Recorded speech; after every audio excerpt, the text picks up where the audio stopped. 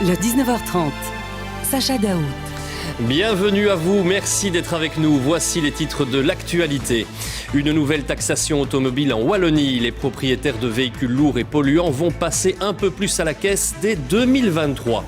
Dernier jour d'audience au procès des attentats de Paris. Les accusés ont pris la parole. Des remords, des regrets, des excuses, mais plusieurs observateurs n'y croient pas vraiment. Découvrir la Wallonie à petit prix, c'est possible. Le lancement aujourd'hui du Pass Wallonie, il doit attirer un maximum de visiteurs belges et étrangers pendant l'été. L'enjeu économique est crucial pour le tourisme wallon.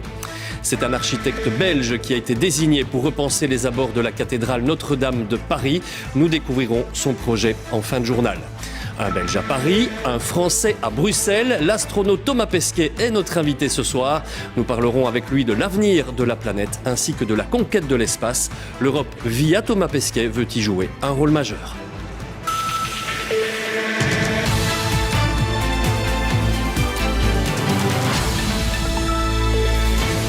La Wallonie invente la taxe auto au kilo. Madame, monsieur, bonsoir. En 2023, le poids de votre voiture va devenir un élément déterminant de la taxe annuelle de circulation.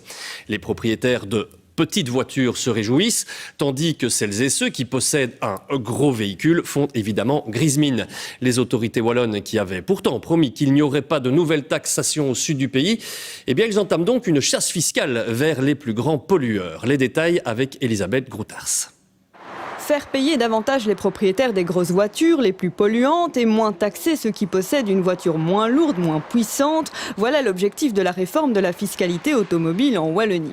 Une réforme qui entrera en vigueur pour toute nouvelle immatriculation dès septembre 2023 et qui ne fait pas l'unanimité. Chez ce vendeur de voitures d'occasion, on maintient que certains automobilistes n'ont pas d'autre choix que d'acheter des voitures assez puissantes. Et le problème, les gens peuvent se rebaser sur des petites voitures, mais prenons l'exemple, quelqu'un qui achète une caravane ou quoi, il ne va pas prendre une petite voiture pour tirer une caravane. Et aussi pour tout ce qui est concessionnaire, ceux qui vendent des grosses voitures. Ça manque à gagner, beaucoup.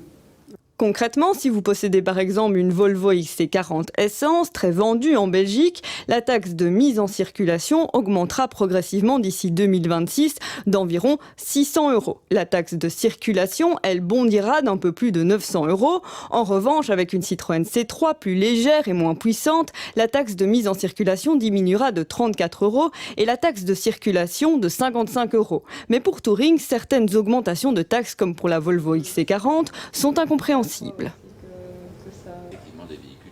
Cette augmentation ne me semble pas du tout justifiée. C'est un véhicule dernière génération, c'est un véhicule qui n'est pas du tout excessivement grand ni excessivement lourd. C'est un SUV, oui, les SUV sont décriés, on le sait, mais pourtant ça ne semble pas être justifié.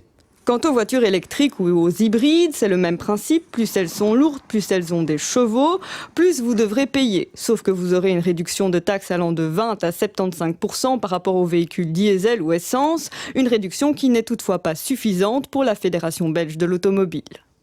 Une voiture électrique forcément englobe une batterie qui fait que son poids est plus important qu'une voiture essence ou diesel. Ces voitures n'émettent rien lorsqu'elles sont utilisées. Eh bien, vouloir les pénaliser en employant un critère de masse, pour nous, ce n'est pas cohérent avec le reste du projet.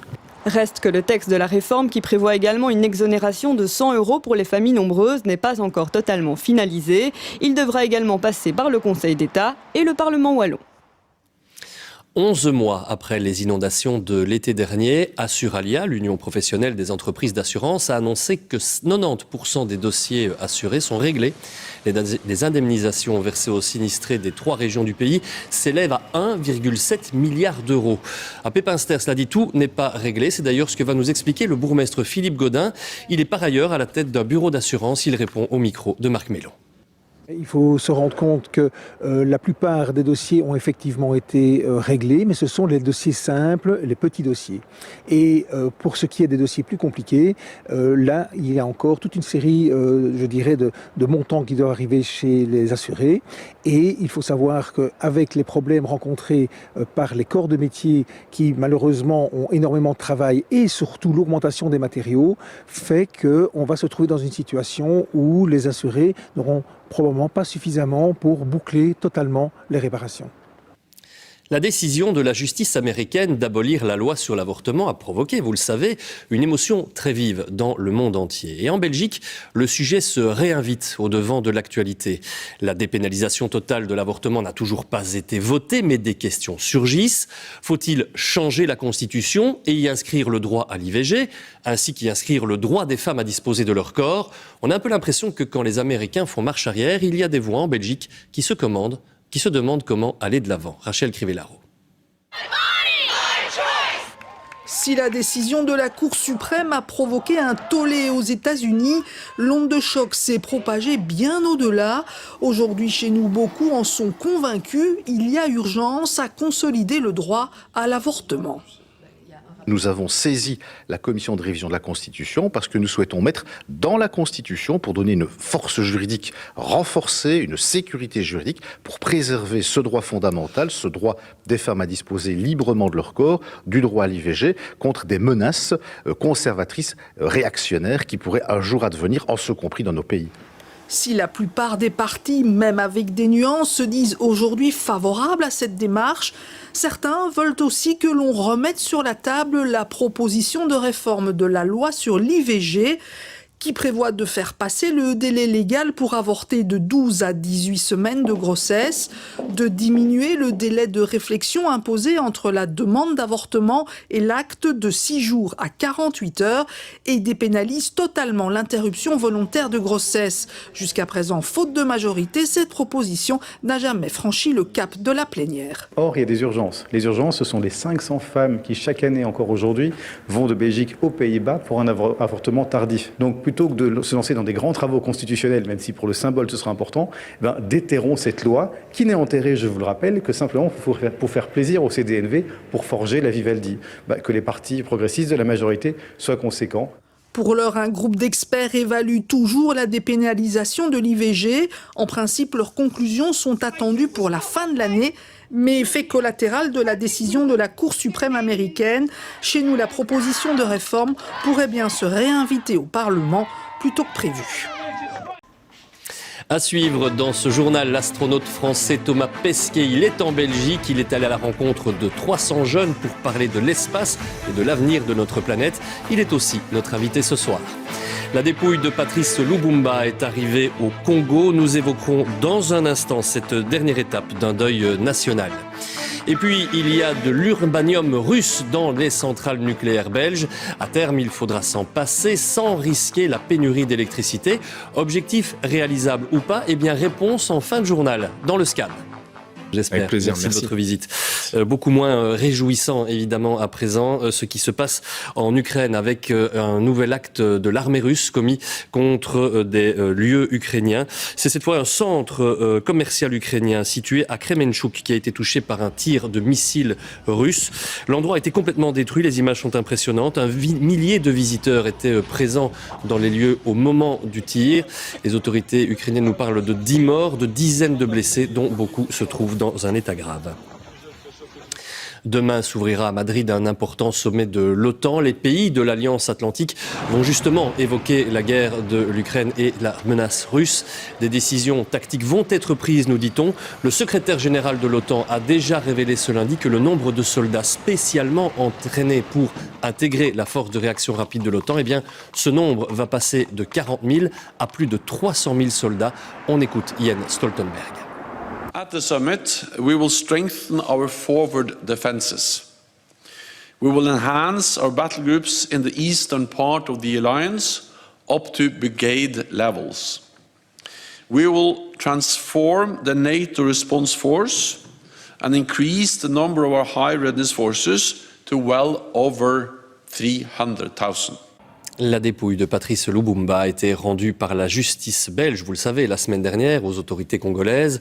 Le cercueil est arrivé aujourd'hui à Kinshasa après une procession dans 3 villes en République démocratique du Congo. Ce sont en réalité 3 villes qui sont liées à l'histoire de celui qui fut le premier ministre congolais. Nous allons retrouver sur place Ghislaine Kounda que nous avons réussi à joindre quelques instants avant ce journal télévisé. Et en toile de fond, une question. Cet événement, ce retour de la dépouille de Patrice Lumumba, provoque-t-il ou non une vraie ferveur ? Est-ce un vrai événement ou est-ce que le temps et les générations qui passent ont fait leur œuvre ?